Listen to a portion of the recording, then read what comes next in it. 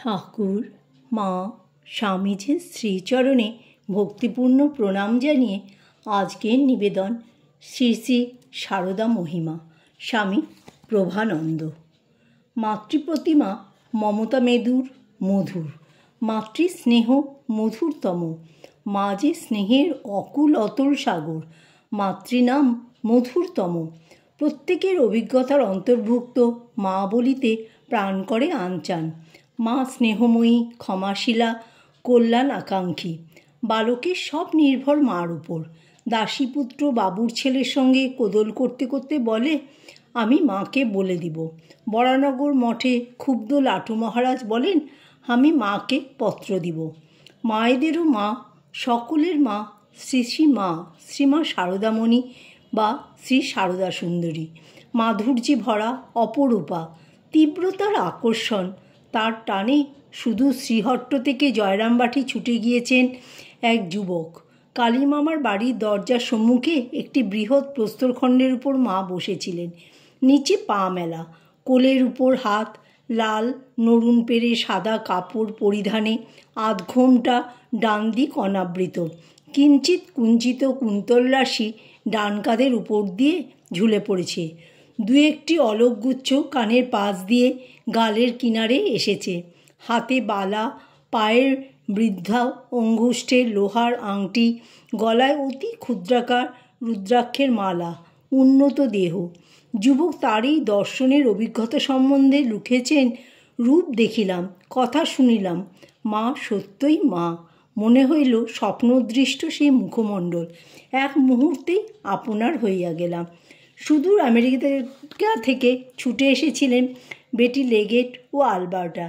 1912 খ্রিস্টাব্দের জানুয়ারি। বেটি লেগেট লিপিবদ্ধ করেছেন তার দুর্লভ অভিজ্ঞতা। আমাদের কাছে তিনি ছিলেন খুব খোলামেলা, খুব শান্ত গম্ভীর। তিনি শ্রীমায়ের একটি ফটো আমি নিয়েছি। যেমন তিনি নিজে সুন্দর, তেমনি তার ফটোটিও চমৎকার। কয়েকবার তিনি আমার মুখটি তার দুহাতে ধরে আদর করেছিলেন।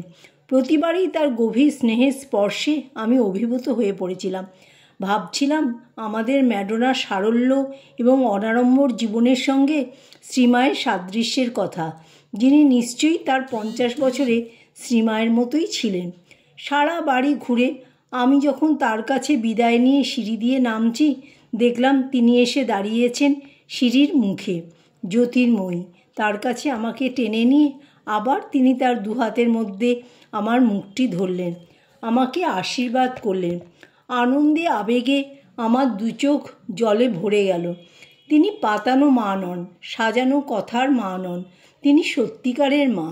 তিনি সকলের মা, সতের মা, অসতের মা, ধনী নির্ধনের মা, দেশি বিদেশির মা, জ্ঞানী মূর্খের মা। তিনি সর্বাবস্থায় মা। কৃত্রিমতার লেশ কখনো তার মাতৃস্নেহকে কলুষিত করতে পারেনি। মায়ের নিকট সান্নিধ্যে ধন্য বুদ্ধিদীপ্ত ভগিনী নিবেদিতার একটি মন্তব্য এখানে স্মরণযোগ্য। তিনি লিখেছেন, যে ভালোবাসা কখনো কিছু ফেরত পাবার কথা ভাবে না, শুধু ভালোবেসেই তৃপ্ত হয়, যে ভালোবাসা শুধু দান করেই চলে, প্রতিদানের আকাঙ্ক্ষা রাখে না, যে প্রেম বিকিরণ স্বপ্নেও আমার ধারণার অতীত, কিন্তু যার উজ্জ্বল চিরদীপ্তিতে অন্তর বাহির আপ্লুত করে আমরা তৃপ্ত হই, সে ভালোবাসা লক্ষ্য করেই এই মা শব্দটি কল্পিত নয় কি? ভাবে বাস্তবে সর্বাবস্থায় শ্রী সারদা এই মা শব্দটির প্রতিমূর্তি। তার নিখাদ মাতৃত্বের সুধা আস্বাদন করেছেন অনেকেই। তাদের স্মৃতিকথা অনুসরণ করলে কিঞ্চিত ধারণা করা যায় কি অবর্ণনীয় মাধুর্যমণ্ডিত সেই স্নেহমৃতের মাহাত্ম্য। সতর্ক ও তৎপর সন্তান মাত্রই লক্ষ্য করেন, মা শুধু স্নেহের আধার নয়, তিনি শক্তিরও আধার। তিনি সন্তান মাত্রের ভূত ভবিষ্যৎ বেত্তা, তিনি ভাগ্য নিয়ন্ত্রী। একটি দৃষ্টান্ত তুলে ধরা যাক। এক নবীন ব্রহ্মচারী মায়ের কাছে বসেছিলেন। ঠাকুরের পূজা শেষ করে মা তাকে জিজ্ঞাসা করলেন, তুমি ঠাকুরকে দেখেছ শ্যামপুকুরে? ব্রহ্মচারী বললেন, তখন আমার বয়স 5 বছর। পাড়ার মেয়েরা সব দেখতে গিয়েছিল, সেই সঙ্গে আমার জননী আমায় কোলে করে নিয়ে গিয়েছিলেন। আপনি কি করে জানলেন? শ্রীমা বললেন, তোমায় নাড়ু দিতে ঠাকুর শিকের দিকে ইশারা করেছিলেন। কে দিলে মনে পড়ে কি? ব্রহ্মচারী বললেন, হ্যাঁ, একটি স্ত্রীলোক এনে দিয়েছিলেন। শ্রীমা বললেন, সে আমি। স্তম্ভিত ব্রহ্মচারী বলে ওঠেন, আপনি? শ্রীমা বলেন, আর একবার তাকে দেখেছিলে? ব্রহ্মচারী, হ্যাঁ, সে তো ঠাকুরের দেহত্যাগের অনেক পরে, পুরীতে শ্রীমন্দিরে। শ্রীমা বললেন, আর তুমি হাতছানি দিয়ে তাকে ডেকেছিলে? ব্রহ্মচারী বললেন, সে তো তিনি ডেকেছিলেন, তাই তো আমিও ডেকেছিলাম। শ্রীমা বললেন, মন্দিরে হইচই পড়ে গেল ছেলের দর্শন হয়েছে বলে।